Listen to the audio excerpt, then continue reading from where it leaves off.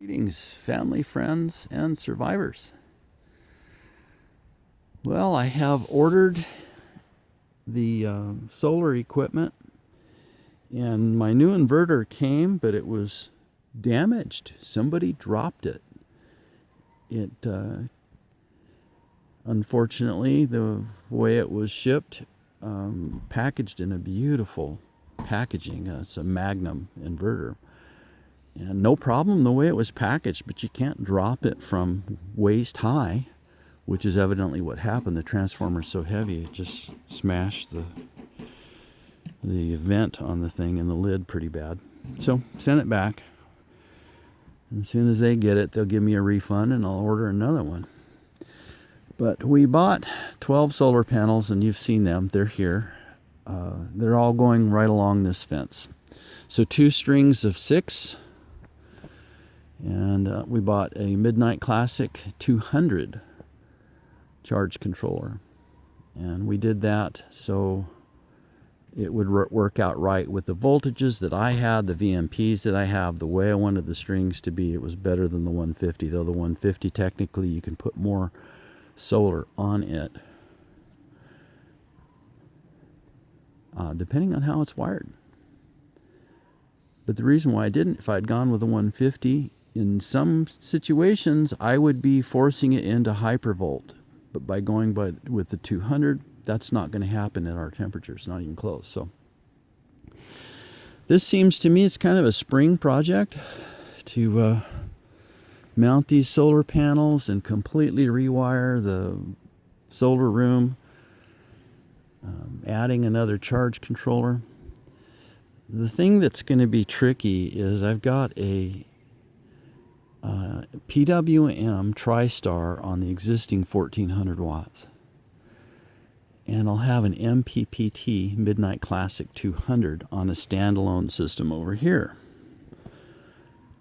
And they don't talk to each other. I thought about getting an MPPT TriStar for this system, but it still won't talk to the PWM. And if I bought another one, which one would I buy? Well, I've decided that the Midnight is more versatile. If the fan was coming on and off and it was in the house, it might bother me, but it's up here, so it's just not a big deal, the fan issue. And if the fan wears out someday, that's cheap to fix. So it's just more versatile, I think, the Midnight, from what I've read.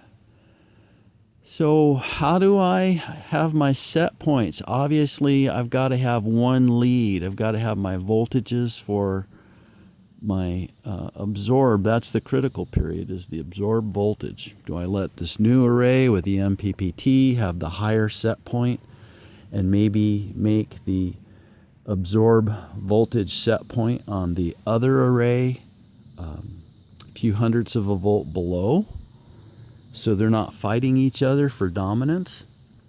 That's how I've put the system in before. It seemed to work.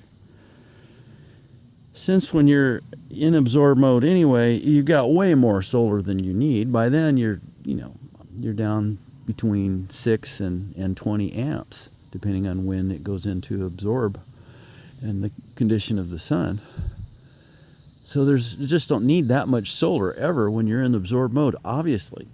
So I think I'll have the Midnight be the lead and put the TriStar a few hundredths of a volt below in the absorb mode. Now, when they're in bulk, they could be identical because both systems are putting out all they can when you're in bulk mode. That's irrelevant. It's the absorb cycle that I want to have them where they're not fighting each other.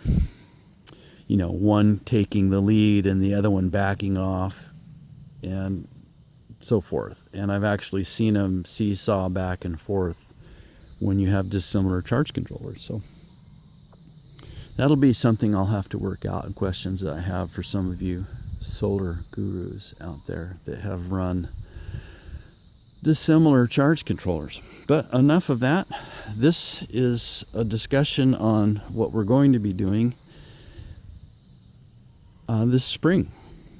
I think I'll post another video just before this one that just kind of shows today's solar production and how I handle the batteries and the typical days here in the wintertime. All right. Have a very, oh, look, there's the love of my life. Have a very blessed day.